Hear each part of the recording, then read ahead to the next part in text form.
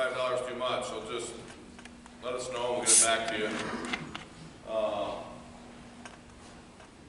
couple of the early dates in the schedule, we took advantage of a company giving us a good discount, and so we took all the dates we could, and we're starting to reshape which ones we're going to, especially like high school. Some people have been asking about early June. We're going to probably cancel that one because high school quarterfinal or district. So hang in there on the schedule. I mean, we're almost done, and we're right there where we want to be.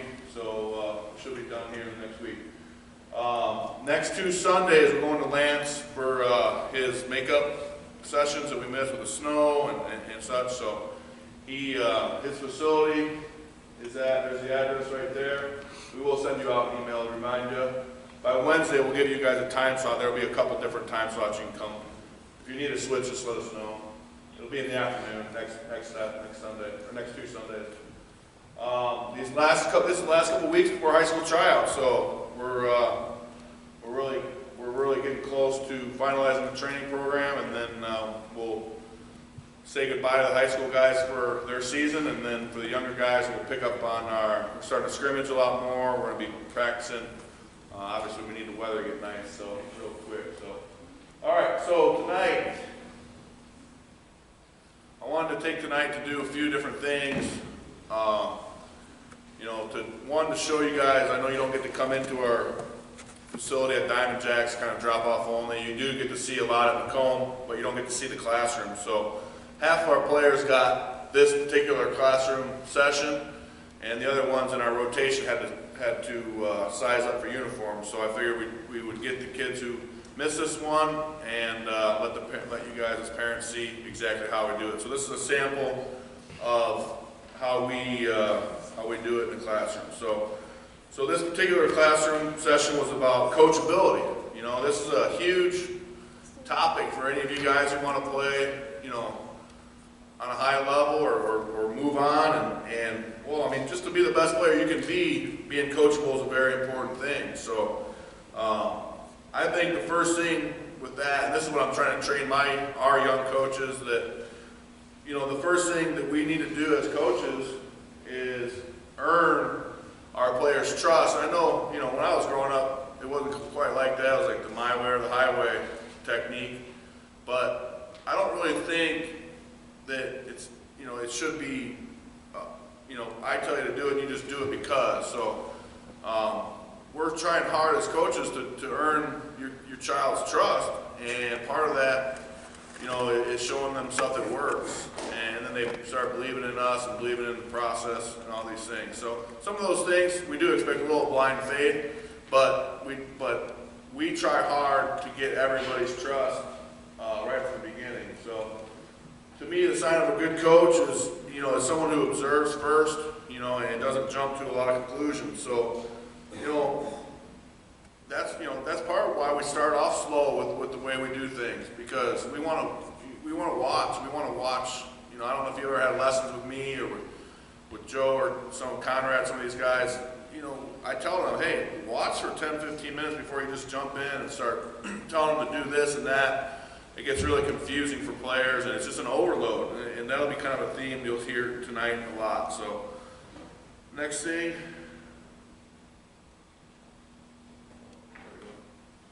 So why are potential changes made? And I hesitated before I even put the word change up here, because I don't really like the word change. I feel like our job as coaches is to constantly be molding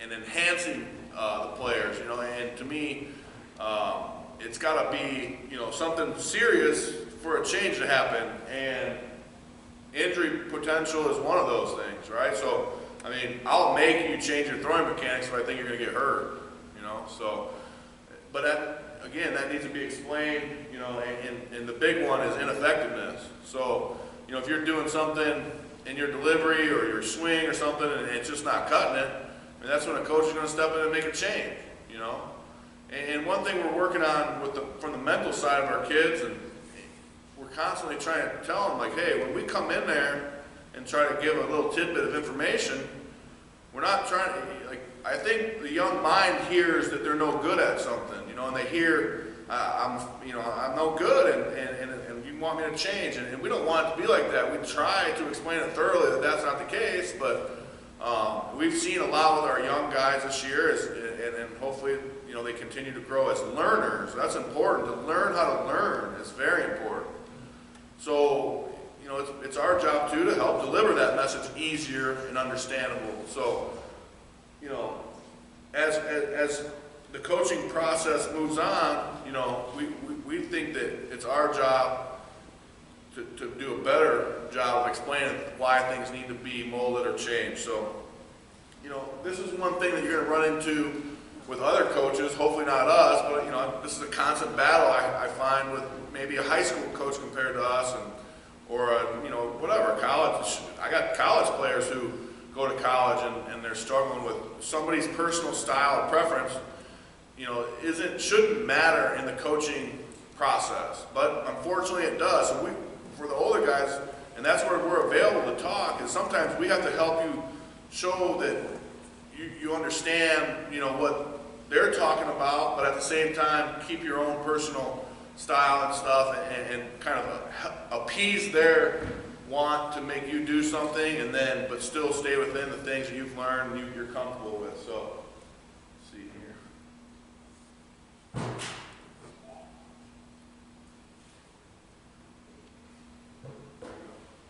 All right. So once a player's shown, you know, he needs, you know, to make an adjustment or change, you know, to me the coach needs to thoroughly explain what and why.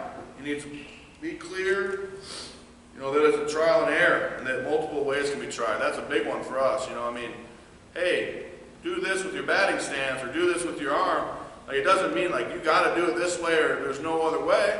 I mean, there's only a few things like that in this game, and it usually has to go back to the injury possibility is where you're going to need to do certain things, and then the rest of them really can be changed, like a batting stance or how you stand or how your elbows are or how your glove is, you know, all that stuff. So that's important to know as a player that, you know, this might work or not, and then there's other ways or things we can try, but don't just fold when it doesn't work right away, and you got to give something an honest chance.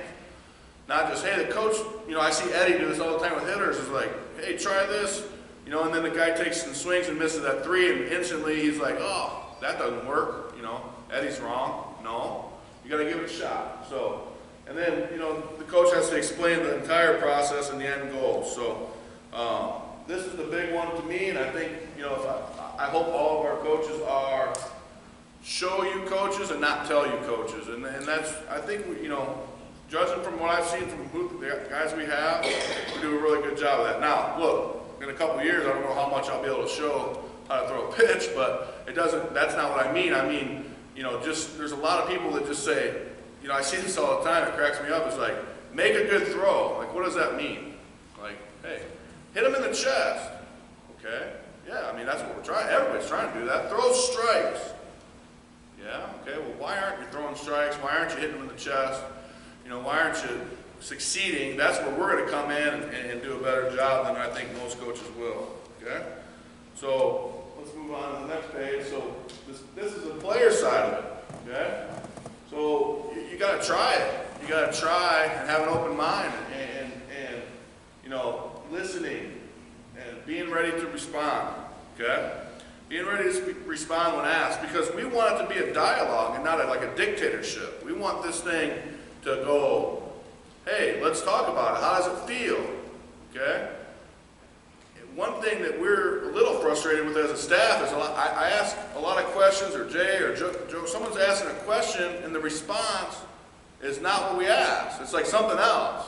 You know, it's like, no, we just want to know. Like, we're not asking leading questions here. I know a lot of you young guys don't even know what a leading question is, but it just means like a detective would be asking someone to try to get him to admit that he did something wrong later. I mean, we're not doing that. We really want to know, how does your arm feel if we ask you that? We don't want to know, can you pitch today? So why do you respond with, I can't, you know what I'm saying? Like, what, to pitch? That's what someone said the other day. How's your arm?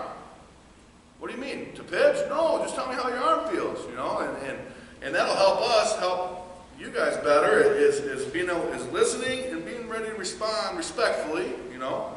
That's a big one, the respectfully part, okay? So, have an open mind, right? There's there's certain things about hitting that I was stubborn about. I was a really successful hitter in high school. And I got to college, and finally I wasn't that great of a hitter anymore. And I had to open my mind, and that's when I learned some of the most important things. And we always say this, like, hey, had I learned that earlier, maybe I would have been even better, right? But you got to have an open mind, because there's lots of ways to succeed, and no matter how good you are, there's always ways to get better. Thoroughly understand what the coach is saying, or speak up. I think at about 14 and 15U, we've been really challenging you guys getting older to do this, but how many guys have? Right? I mean, I want you guys to be able to say, hey, coach, you move my arm here and this and that. You know, why? It's okay to say why. To us, respectfully, you know. And you'll see at the end of this page, you got to understand, you got to know the coaches. I mean, you can't just go do that to anybody, and you can't do it disrespectfully, but at the same time, at least in your brain, you should be saying why for whatever someone asks, okay? Whenever someone comes up to you and tries to coach you, the first thing in your brain should be why, okay? And that'll help you learn better, because if you can start grasping why right away, then you can get better eventually throughout the process of learning. So speak up if you don't understand, okay? Make sure it's not lost in translation. This is a big one, you know. A lot of guys come to me, oh my God, you'll never believe what my high school pitching coach told me, and he does it. And then they'll explain it to me. I'll be like, that's pretty much what we're telling you. It just sounds different, right? So like, really, you got to really grasp it. You got to really try to grasp it. So, you know, certainly there's people with different ideas and philosophies than us too. Don't get me wrong. And like I said, we'll help you work through those things. But you know, most cases, it's just a little bit lost in translation. There's so many different ways to explain hitting or pitching or fielding or whatever that a lot of times they just kind of crisscross, and we don't understand, or we try to make something of it when there's nothing there. Okay, so this is also our job as coach to understand, you know, the other influences on players' style and mechanics. Okay. We certainly don't expect or want to be the only influences on your players' lives, you know, on the baseball lives. They're going to hopefully they have a lot. Maybe an older brother or cousin who plays college ball, maybe another coach, 5 coaches, 10, who knows, an old coach. We don't care. We want a lot of influences on them, so it's our job as coaches to understand that maybe that guy explains it this way, you know, and I know certain coaches out there who I think are really good, who maybe they just say it different, right? So we got to do a better job of that too, but I think the players, it's equally their responsibility to understand that. So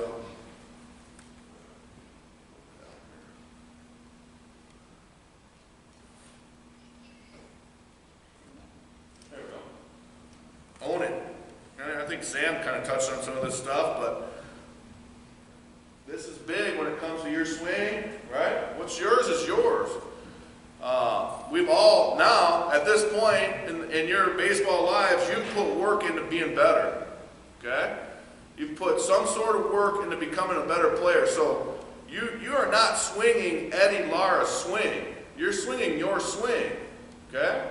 And it's yours. So that kind of, this is where we want, and I think we need an equal part stubbornness with equal part coachability. Okay, what do I mean? Okay, well, protect what you have so you're not just a pushover, okay? And be coachable enough to where when there is that great information, be able to take it, okay? And how do you find out? Well, reps, trial and error, right? But if you have something that's good, okay, use it. Use it. And make sure someone convinces you otherwise. That's our job. You know, don't just, but that's where conversation's important, because we don't know what you're thinking. If you're thinking, hey, this is my swing, I do this, well, we don't know. If that's what you're thinking, speak up. Yeah, yep, that's basically what it says. You put work in your swing, yep, own them. Yeah, let's see. Right, and that's big to me, you know. If someone wants to make a change, they better convince you, right?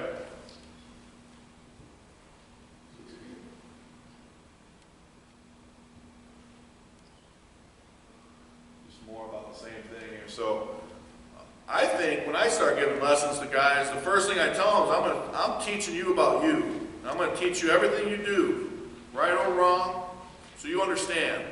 And in the end, how do you become your own best coach is you have full understanding of that swing or that pitching mechanics or however you do things. You have full understanding of yourself. We don't expect this to be mastered at this age at all, but we want to start the process. We want to start the process so when you're old enough and smart enough and mature enough to feel right versus wrong besides being told right versus wrong, then you become your own best coach at that moment. Okay, well, I know pitchers who know everything about pitching because they've just been around a lot of good people forever. And they'll throw a bad pitch and they'll say, oh, my shoulder flew over. No, I mean, that's just what you think because you've been told that maybe 100 times or you think that's a possibility. But the truth is we're trying to teach these guys to learn how to feel if their shoulder fly open or not. Feel if their arm's dragging. Whatever the problem might be, is we eventually want them to feel. Now, I think I've maybe mastered this as a pro. So like I began learning it as a high school and college player. So again, but no one talked to me about that. And I never heard the word feel until college. You got to feel what's wrong. Don't just be told what's wrong. And, so you guys are getting it already. And that's a big part of this. So let's see here. Last thing about having the conversations with coaches and being able to question things is you better know that guy before you question him. If you know me, you can come up to me and ask me anything and question me, or I'm pretty sure that goes for everybody on our staff. No one's going to bite your head off. But I can't speak for when you go off, and you're on your own with a high school coach or whatever. So make sure you're comfortable in that situation. You understand, just handle it with care, right? Okay? All right, so next part of our, that would kind of be our 20 or 30 minute classroom session right there. And, I think, the kids have really gained a lot from those things, and we'll say them again. That's something that we do as coaches, and we're fine with it. But we really want people, to start having a grasp, even if they're 10, 11, 12. That's not too young to start understanding some of these things. So the next part of this talk tonight, I want to kind of go over what we call the roadmap to becoming to success or to becoming a high-level player. And this is piggybacking right off of what Sam was talking about. So if you were here for both of Sam's talks or go online and watch them, I think they're excellent talks. They're an hour, but take an hour to watch them. I think they're important if you miss his talks. Learning process, setting goals, stuff like that. So that's in a nutshell. That's why I put Baseball Utilities mission. I think that's what we're here ultimately to show everybody in this room. How to get to where you want to go, how to get to where we've been. You certainly can play baseball for other reasons, but I don't know that you would be involved in something like what we have if that's not your goal. If your goal is just to have fun and whatnot. I mean, there's probably leagues out there that are probably a little more ready for that. So we're coaching, assuming that this is the goal of almost everybody here. So let's see here. First thing, this is for parents.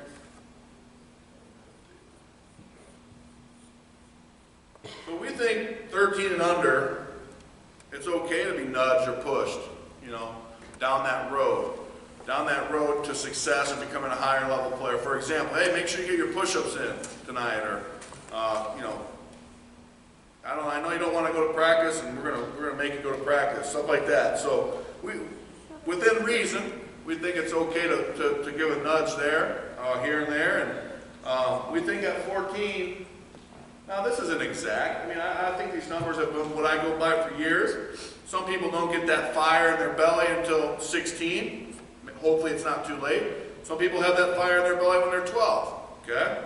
I was in 5th grade, and I was in front of a podium just like this, because I was the valedictorian of my school, whatever that means in 5th grade. And I got to give a speech, and I said, I'm going to be a professional athlete. People chuckled. I was mad. My mom, I was trying to get my mom to ship the video so I could show you the clip, but she couldn't find it. But I was up there, and I was just like, I was ticked off that people chuckled at me. Right? Everybody else, the cute kids were coming up, I want to be a fireman, and all that stuff. And whatever, I might have even said that too, but I said, I am going to be a professional athlete. And so, like, you know, I had that fire. I guess 5th grade's 11 or 12, right? Yeah. So I had that fire at a younger age. So these aren't exact ages, but I think at 14 or more, that's got to come from within. You know, our entire program, whether it be the nutrition, the class, the working on your baseball skills, the strength, the do it on your own part, is the part that a lot of people, I think, skip. You know, and to me, at 14 and over, that's when it needs to come from within your chest. It's got to come from within your heart. Like, if you don't want to do it, then I don't know why you are. Okay? And like, hey, my mom wanted me to be a pro. My dad, they helped me along the way. And maybe, like we use the word nudge, maybe they nudged me. But I know I didn't have to be told, you know, I might have had to be told how to get better, but I didn't have to be told to do those things. You know, those are things, whether it was just working out, push-ups, running, all that stuff. So, you know, at 14 and over, the sentence says it needs to become clear from within each athlete that this is the road they want to take, you know? And then simply take it, right? You know, and I use this quote all the time. I don't know where I came up with it, but you can't change what you didn't do yesterday.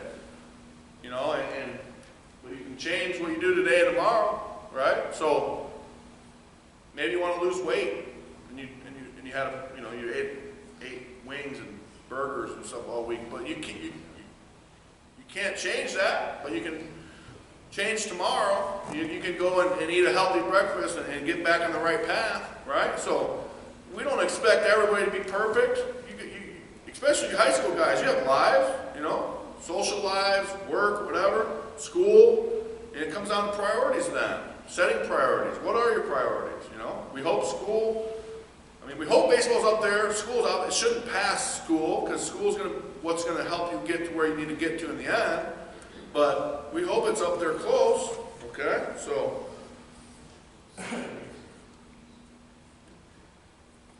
this is a big one. Get your work done and quit making excuses, okay? Time management. And this probably begins from now until the end of our talk, where you might not like what I'm going to say, but I'm going to say it, okay? And I'm going to show you what I went through, okay? So here's an example of my schedule when I was in high school and how I managed my time. This was the summer between my freshman and sophomore year. 3 to 4 times a week. So this isn't every day, but this is an average day. You know, I go to football weights. I played 3 sports. Okay? The price I paid for this thing, I don't know, Jay. There we go. So then I took summer school every single chance I could. Okay? And here's why. If I got ahead in class, I could take study hall during the school year, so I could do my homework during the school day, so I could do what I needed to do to become a college athlete in the morning or at night. I mean, I know that sounds like a lot, but that's why I took summer school. I sometimes carried 2 study halls at once just so I could do all my work at school. Then I went to I was a basketball player, so the open gym was in the middle of the day.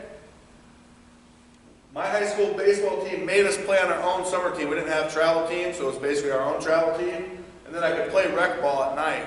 So, I mean, that's a day right there, huh? I mean, football, right to summer school, basketball, high school baseball. But I still managed to get everything I needed to get done. You know, that's a lot. I came home and hit the pillow and went to bed, You know, during the school year, okay? I went to school early every day. I ate the breakfast there, and so I could get my extra work done, you know, homework or sport related. I used to, in football season, I put it right here, so I'd do the extra work at lunch. In football, I'd go and shoot free throws to make sure when basketball came, I'd at least have had to touch the ball a little bit, and they ran right together, right? So, you know, in basketball season, I'd go into the gym during lunch and just toss a little bit, you know. You got to talk to the teachers or PE teacher or coaches, and they'll do those things for you. I know they will. So there's my story about study hall so I can get my work done, right? So, you know, and I'm not trying to show you how great I am, or I was, but I also, you know, my father had passed away when I was in high school, so I was helping raise 2 little siblings. So I even worked, and I couldn't drive either. Here's a sob story. I had a seizure disorder in high school, so I couldn't drive. So all those early events, and I didn't get a ride or take a bus. I walked or ran sometimes, or just talked to a buddy. Can I get a ride? I hear that all the time. Like, we have a couple De La Salle kids here, and I hear, man, I can't make it to those early morning De La Salle workouts. I don't have a ride. I don't know. I mean, you can figure it out. Talk to a friend. Talk to I don't know. Find a way. That's what we talk about. Find a way. You know, and I didn't live. This isn't a story about walking uphill in the snow with no shoes on, but I didn't live close to my high school. But I lived close enough I could walk or run. I know those 5 a.m. football weights. I always ran to them. And the coach let me come 10 minutes late because he knew I ran across town and I'd be warm, right? So those are just things that to me is like, we always make excuses for not getting our work done when the time is there, okay? But then it goes right back to that word I said 10 minutes ago about priorities. I mean, if you want to be a professional Call of Duty player, then put your hours onto Xbox, right? If you want to be, you know, if you want to be great at something else, if you want to be great at this, then you need to put your hours into it, right? And that means you have to get your schoolwork done first, and then you put your hours into it. You see, you know, like I said, with my extra study halls, that's how I was able to do it. I promise you this: I never did one night of homework all through high school. Now the 3.9 student with a National Honor Society, college, academic money, all that stuff. So. I promise you that. My mom would testify that I never took a book home. It doesn't mean I didn't study, I just did it at school. Where, you know, the teacher gives you that extra 10 minutes at the end of class and everybody chats and gets on their, well, nowadays I guess they get on their phones. Boom, I was banging out that workbook page or whatever, right? Because I knew that, hey, I had basketball practice, but I did just have a life too, so I wanted to hang out with my friends that night or whatever. So I took care of what was in order of importance. That was just a look into one of my days.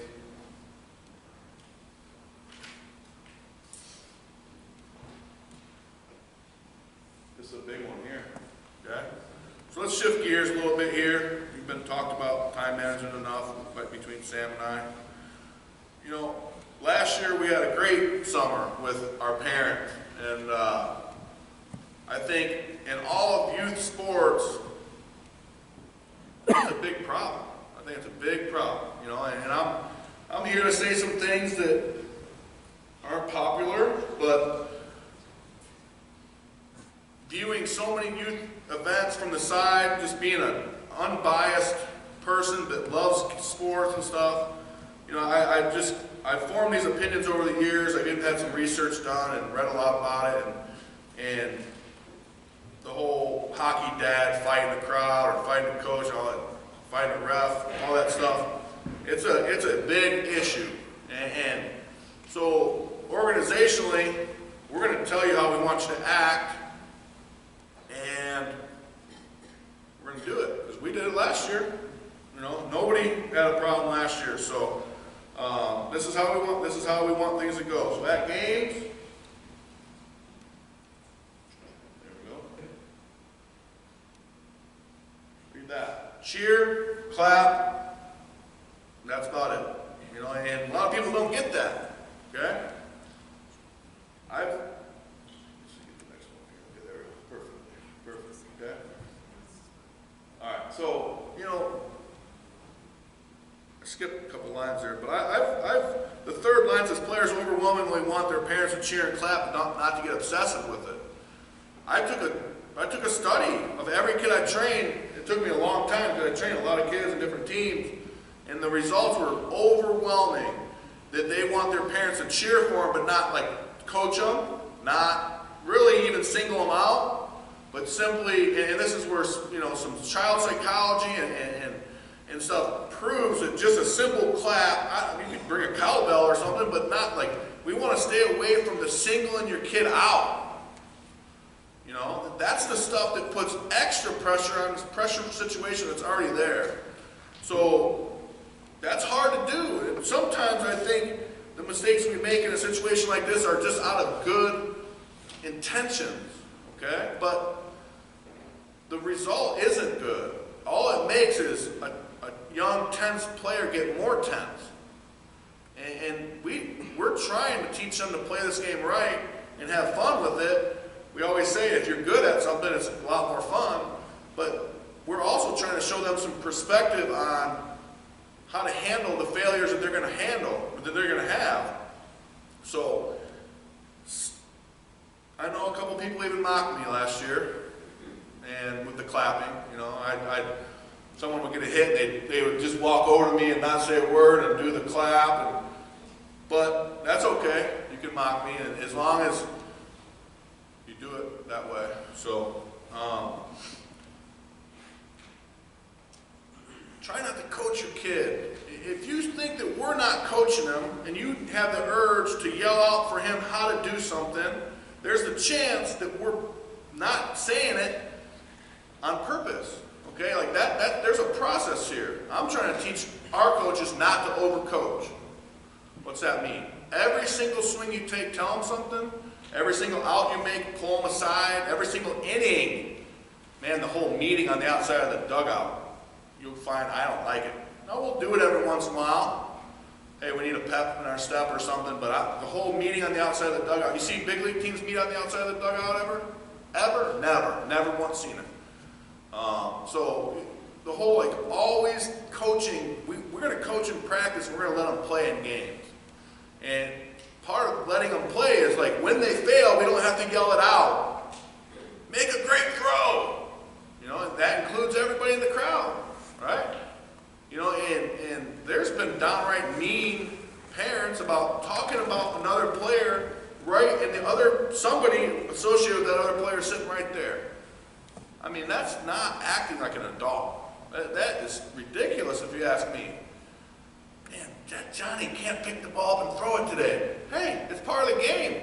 We're going to go practice with Johnny on Wednesday and help him to the best of our ability to do it, right?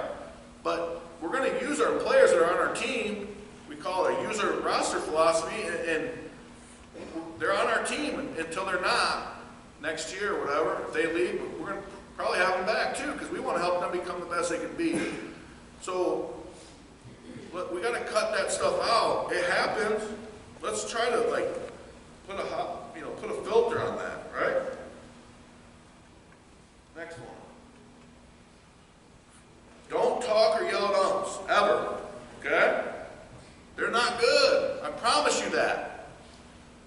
In the big leagues, they're really good. I mean, they don't miss a call. I've pitched with big league umps, and they're really good. They don't miss much, okay?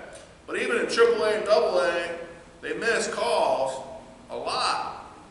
So can you imagine people who aren't getting paid very well, or just some high school kid who's up in a 10-year game, who probably don't want to be there anyway? He's going to mess it up. Something, a ruling, a ball or a strike, just leave it be. We're trying to teach the kids it's part of the game. They have no control over it.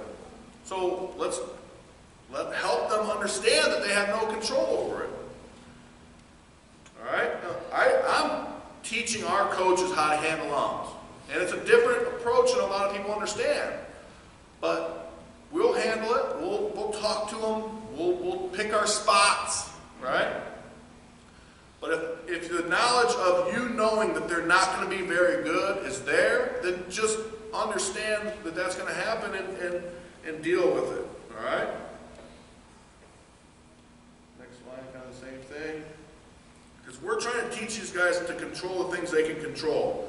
We call it control the controllables, right? So let's leave it there, and we think those three things can be summed up with effort, attitude, and preparation. That's a whole different classroom session, but they've been through it already, okay? They know what that means, okay? Umps, field conditions, weather, other teams, their fans, their coaches, things that you can't or they can't control, shouldn't be worried about, shouldn't be spoken or talked about. They're just part of the game, okay? And we can't control it, so why would we even spend energy or time thinking or energy talking about it, okay? Hard to do, okay? But that's my challenge to you guys. Help your kid grow in the effort, the attitude, and preparation department. that preparation alone is huge.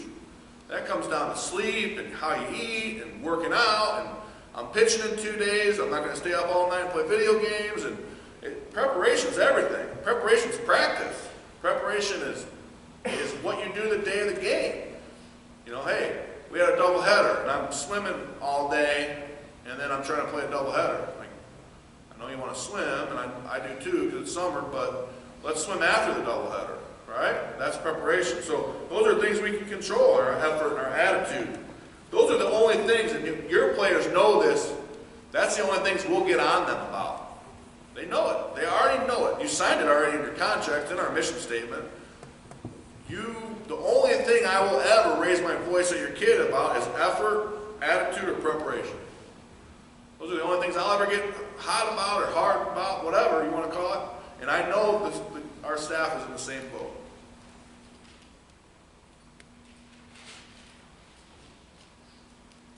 All right, that's at games. After games. This is a big one, okay? If you got something to say to a coach or even a question, now I'm not talking when's our next game or what time should we be there for game 2 today. I'm talking about those questions, right? Okay? The next day, what people call the 24-hour rule, is always the best option, okay? Every high-level team I ever played for, this was the going rule, you know, because that way you can think about it, maybe some rationale set in, certainly emotions are calmed down, okay? Those are passed, and then we can solve our, you know, my dad was a pro athlete too, and he taught me, solve your problems with your brain and not your heart. And it helped me, you know, I mean, it took me a while to realize how to do that. I mean, I think I'm 15, you know, was the last time I did it. I punched the wall, okay?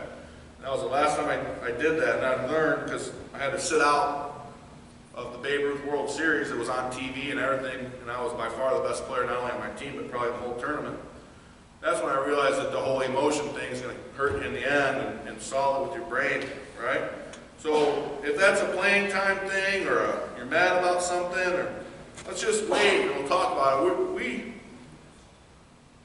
You know, you hear the open door policy, so I mean, we're 100% approachable. Okay, we're open to any conversation. I've already had a few of those with people. Right? I think it was very respectful conversations, right? You know, the one thing you got to be especially as this moves on, is you got to be careful because you might not hear what you like. I remember hearing that the first time when I was in college. And you can have an open door policy, but don't come in here and you might, you know, my college coach, my uncle, had asked why I wasn't hitting and only pitching, and I didn't want him to ask that because I knew I just wasn't cutting it, right? And then to hear the coach who you love, who came into my living room and signed me and feel like family, because you get to college, it's like a family, to hear him say bad things about me hurt. But he was honest. He said, you want to come in here and ask me about it? Go ahead. You know, so if you come to us and say, why, or this or that, it might just be he's not cutting it, right? We're going to get him as many at-bats and plate appearances and innings. But, man, right now, he's lacking in the effort, and the attitude, and the preparation. Or he's lacking in this or that. So that's something that everyone should understand, because that's going to help you get prepared for higher levels of baseball, because that's how it's going to be wherever you go. Our assessment might be different. Big one here. Don't call me and ask, bring up other players ever. I mean, that's just, don't do it. I mean, it doesn't matter, first of all. There's a reason. And we go back to the things that are going to cost people playing time and stuff like that, like the effort and the attitude and stuff. There's a chance the guy playing over you because of that is not as good. But again, that's going to be my answer if someone comes to me and says, well, he's playing over him, he's better, and he's made 16. I'm like, stop. You know, that doesn't matter. It does not matter. We know you know the stats. You're going to have the stats right in front of you, and that's never the point. That's not going to get you really anywhere in the baseball world if you constantly worry about others. Okay? It's going to hold them back.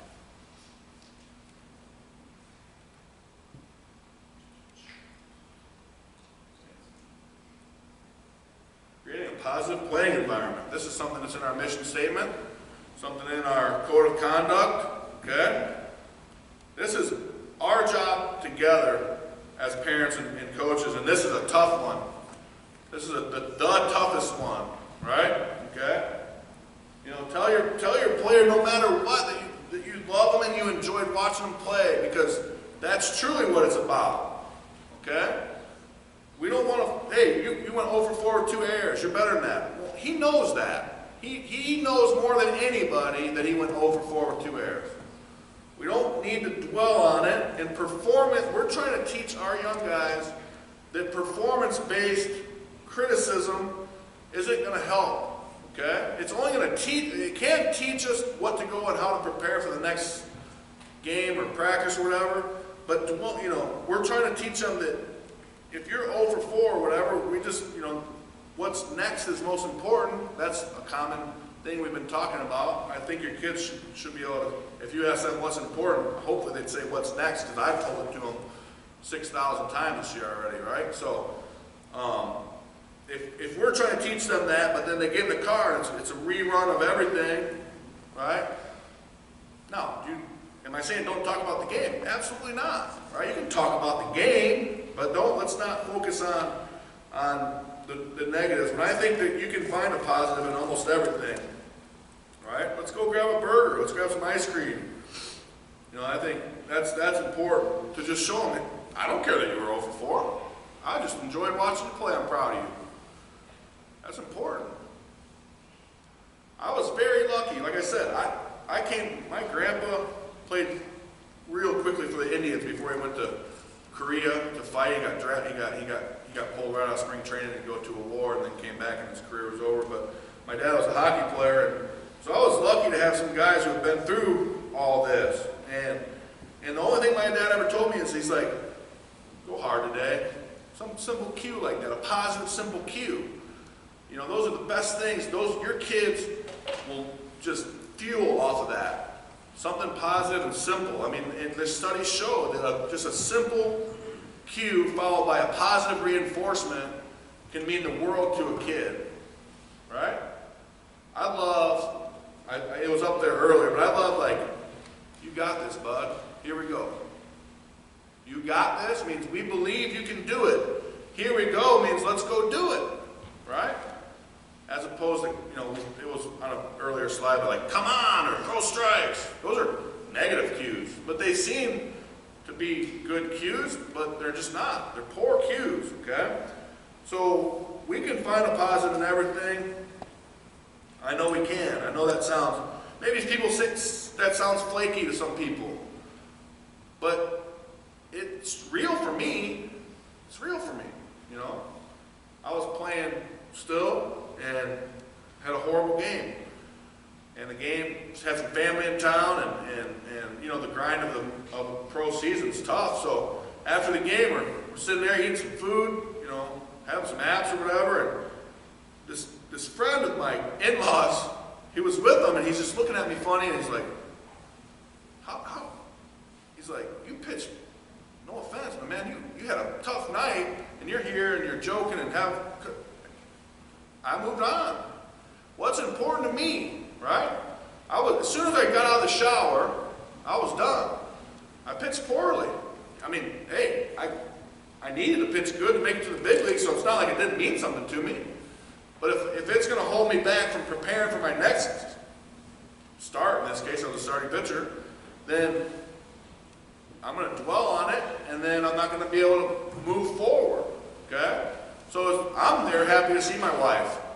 I'm there happy to see my family, because I've seen the same smelly teammates all summer, right? And I'm on buses with them, and I'm in hotels with them, and I'm at bars or wherever with them, and it gets old. So it's like, yes, you're right, I pitched terrible tonight, but I'm happy to see people. And that's a positive spin on a bad thing, like, or at least a quick exit from it, right? A quick exit from it. And then tomorrow morning when they fly out or whatever, and I get back in the weight room, then my preparation starts again. And that's it.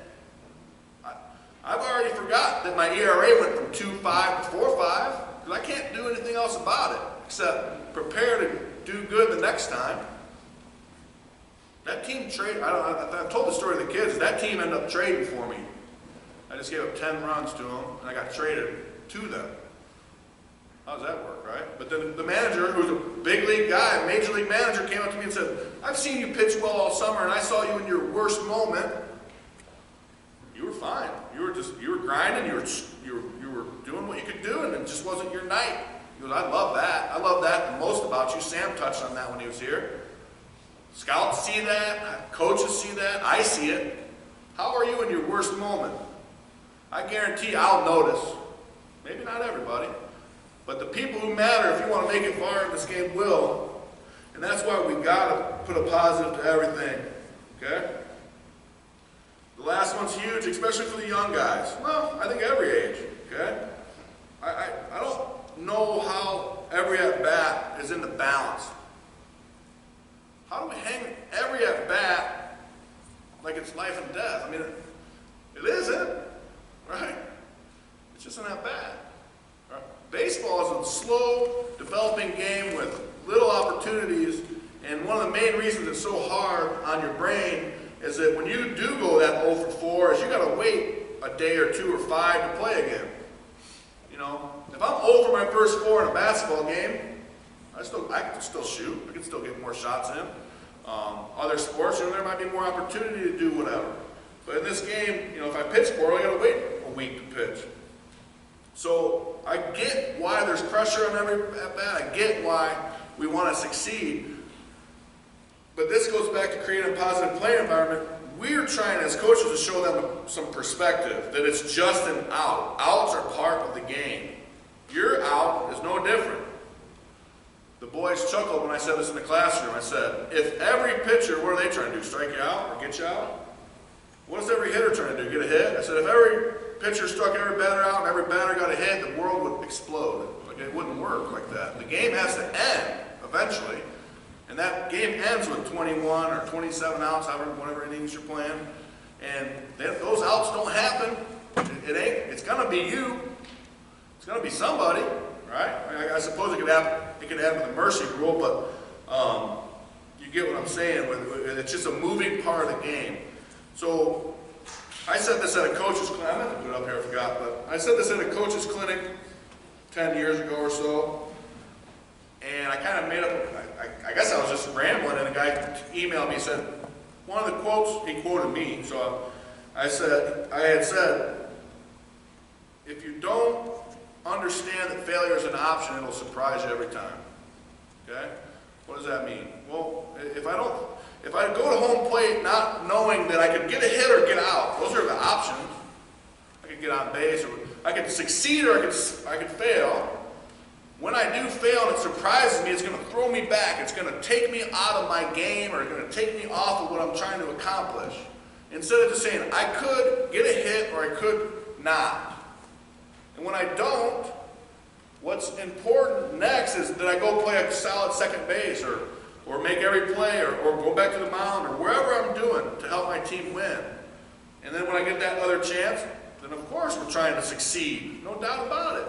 But we know that failure is an option here, and I love how Sam talked about this, is you've got to know that it could happen, and then just move along to what's more important, okay? And in our case, and our kids know this saying by now, is what's important is what's next. And to me, when a young man cries after he strikes out, I don't think he's a wimp, or I don't think he's being childish. I think we put him in the wrong environment. I think we didn't explain enough that striking out is going to happen. We didn't tell him enough that, hey, you're going to hit, you're going to strike out, you're going to win some and lose some.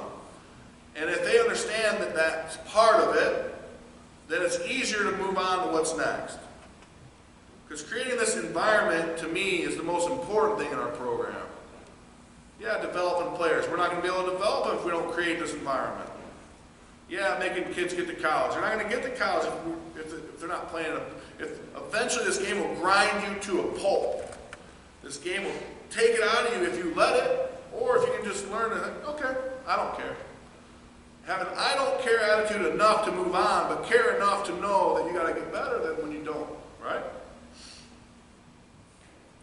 So let's get away from those life and death at bats, and let's help as parents and coaches to create that environment so our guys don't feel so much pressure that it comes to a head when they don't succeed, okay?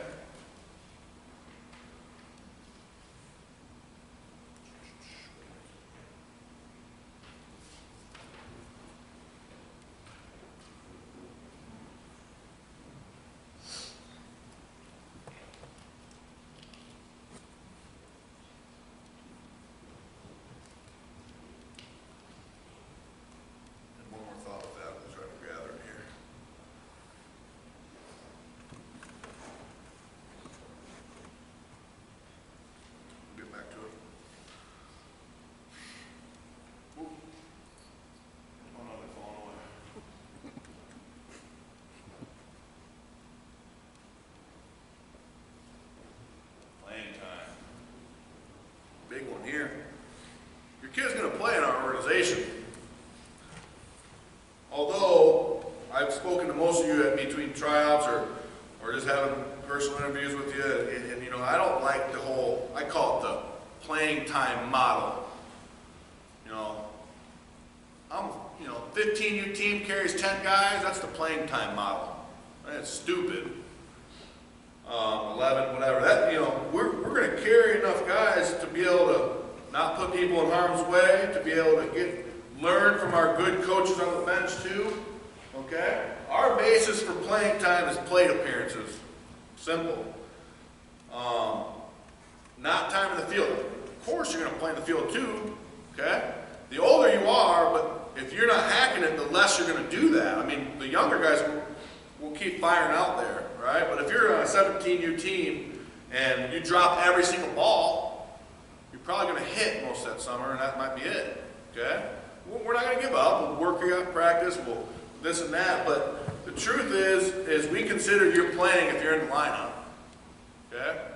Last year, the one and only problem we had is a coach cussed out a dad cussed out my coach after a game, which isn't supposed to happen anyway. And when I spoke to him the next day, he was mad about playing time when his son played in every inning of that tournament. Right? Okay? Every inning of that tournament, he was mad about playing time. I don't know. I don't know how to answer that. So, we strictly follow philosophies, and they might be different. Okay? And here's an example. Okay? For you catchers, we're not going to catch. You're not going to catch and pitch in the same day ever. Okay, now, like I know maybe one did today because it was just an inning, but I'm talking about catch a whole game and pitch in the same day. It won't happen. You're not going to catch in 2 games ever in the same day. That's weird for people because my kid's tough and he can do that. Well, that's not smart because studies show that the fatigue he's gone through is going to put him really right up to that toe on the line of getting hurt. And that's his arm, or that's like an oblique or something. So, we'll never pitch a guy in 2 games in the same day. People do it, crazy, horrible. We have, matter of fact, I have a complete list of pitching guidelines. If you're ever interested and you want to talk about it with me, I'll show you. Because you might have a question, why did this happen? And the answer might simply be in our guidelines of how we use pitchers, or how we use catchers. There's a couple catchers who do pitch for us, so like here's an example of what their tournament might look like.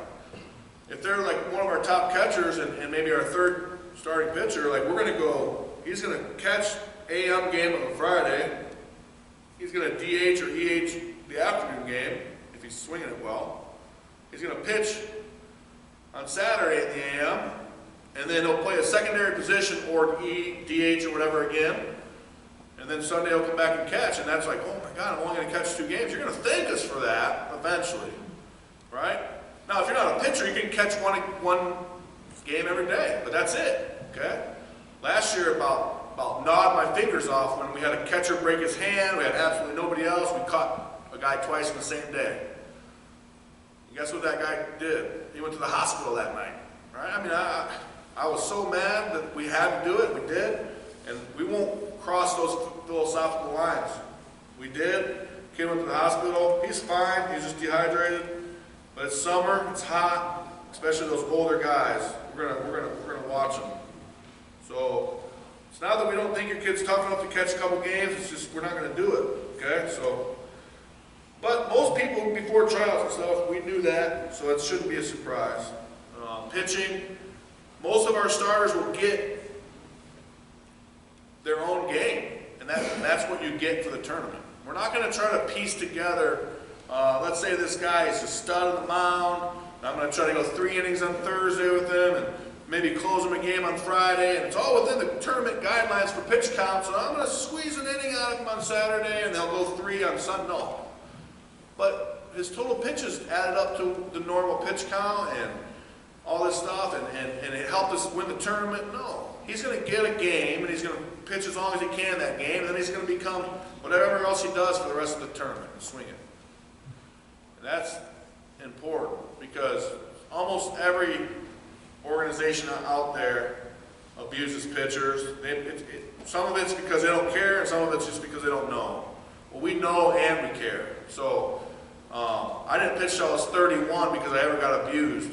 But I'm telling you, these kids won't have the chance to ever pitch until even to their 20s if we abuse their arms. And we have, so we're gonna follow those guidelines strictly. Now there might be a guy who's a reliever type who might get multiple appearances in the same weekend, but we also have guidelines for that. So if he throws more than 25 pitches, we'll probably let him still go in that game and continue it because he's not going to come back within a day or two.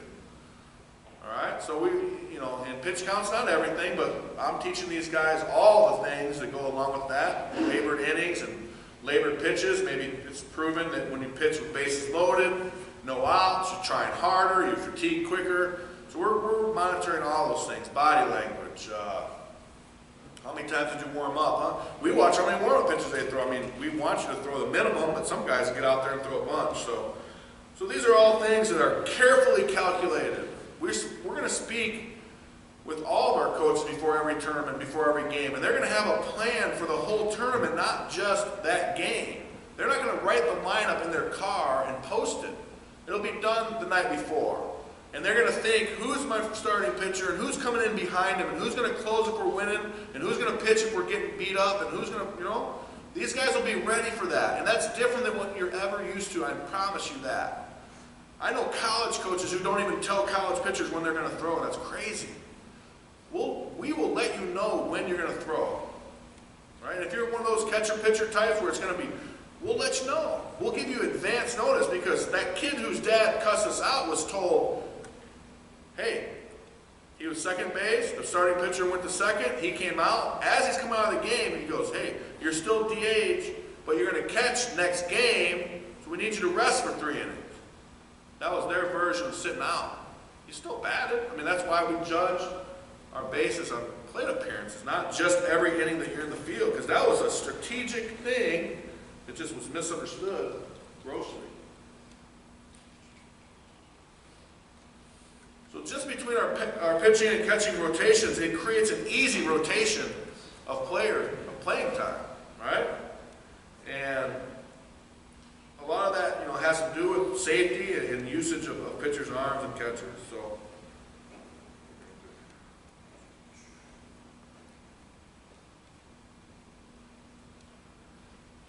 this goes back to the open door thing. You can talk about, you can ask us about playing time.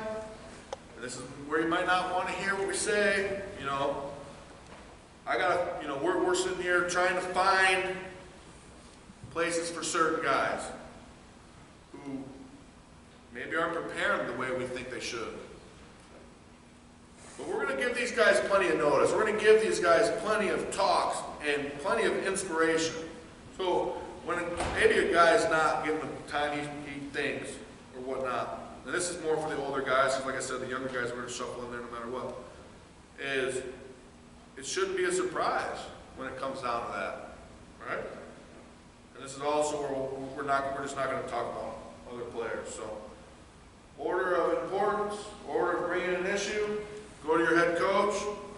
If he can't answer it, go to Joe. If he can't answer it, come to me. And I don't mind being involved in all of them. I probably will end up being involved with all of them. But we need to set up, with so many players in our organization, we need to set up like a hierarchy, and that's what it's going to be. So these guys know what they're doing. They can handle your situation, most likely. If not, I don't mind jumping in at all. And that's just it then, too, is when there is stuff, we want it solved. I mean, we don't want this. We're on the same team here, right? I mean, that's the key. Whether it's an issue about, we take your issues serious. I mean, we take whatever it is serious, so whenever something comes up, we're going to try to solve it to the best of our ability, and we're going to work on it. If it's a flaw we have, we're going to work on it. We're not perfect, right? We're learning as we go. We know the baseball side really well. We're working on the other stuff. All right, so, you know, if something comes to that point, let's work through it. No different than a family would. You know, let's talk about it. Let's get it out there, right? And then, you know, then we'll fix it. So, I want to circle back to the road thing, about taking the road to being a high-level player. And this is the final part of my talk about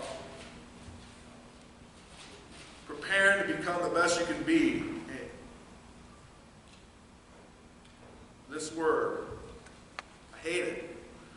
I want this word, well, I mean, I'm talking about excuses, right? I'm talking about my son's not going to make the high school team because the superintendent's grandson's on the team and he's no good, but this and that. Look, this is as honest as I can be about a tough topic. You can beat that. It's real. Quit telling your kids about it. It's just an excuse. I mean, it's real everywhere in life. Right? I'm qualified to get a raise. I should be the manager. Somebody else comes in without even a degree and gets a job. It'll happen. It'll happen every single where you go in life. Quit talking about it. It's killing their drive. It's killing what they want to become. Because we call it a parachute. Anybody ever hear that term? It means you're making an excuse for them for when something bad happens, they land softly on their feet.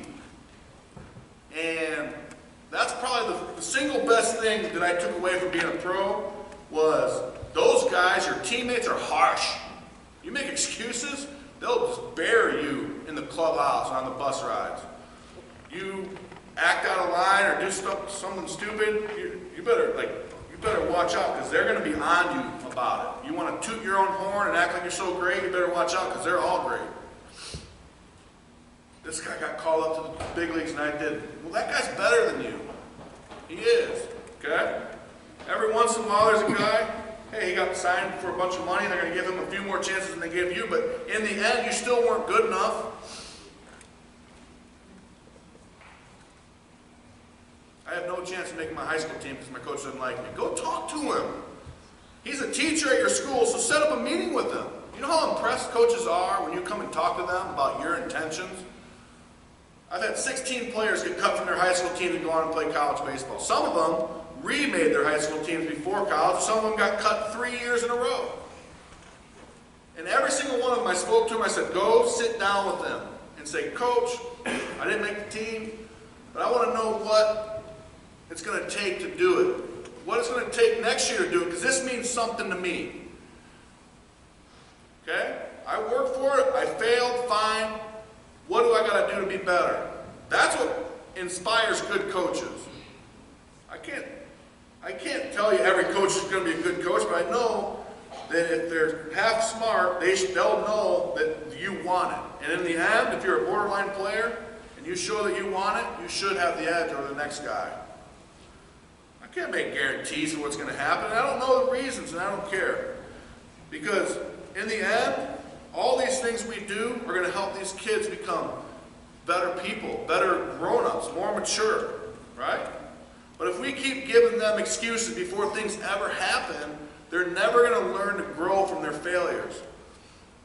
So what? One person in the baseball world thinks you're not good enough? All it takes in this world is one person to like you. How did I get 16 guys on the college campuses and play some for even scholarships? Because I'm such a great resource or something? No, because those guys showed those college coaches that they have what it takes.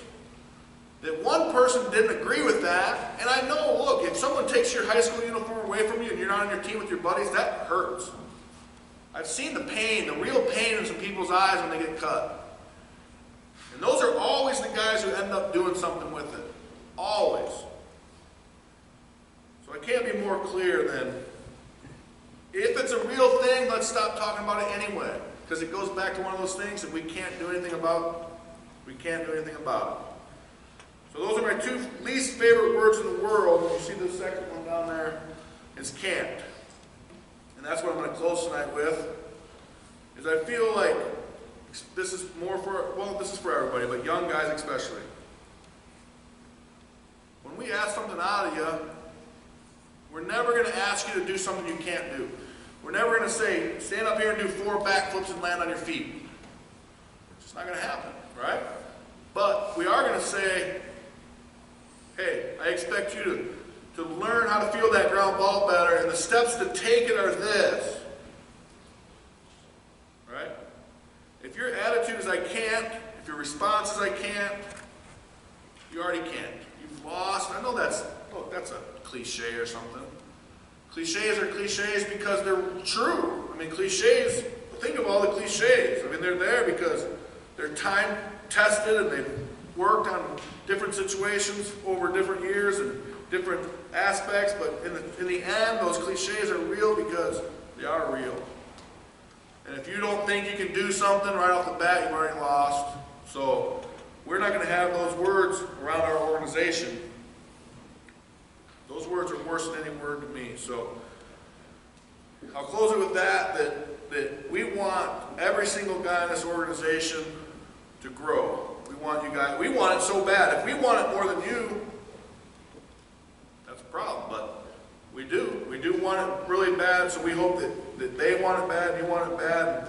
And the truth is, we want to just show the road to take. Young guys, you can be nudged on that road. Older guys, you need to take that road. If you don't know what that road is, because my wife made sure I explain what that road is, it's what we're showing you. It's the things we're showing you. It's how to do it right. How many times have I said about throwing properly? And then I've repeated it, and I've repeated it. Because if you keep throwing it that way, eventually it's going to catch up to you. So that's the road. The road is working out. The road is getting in better shape. The road is eating better. The road is working hard, doing things on your own, getting your swings in, throwing baseballs.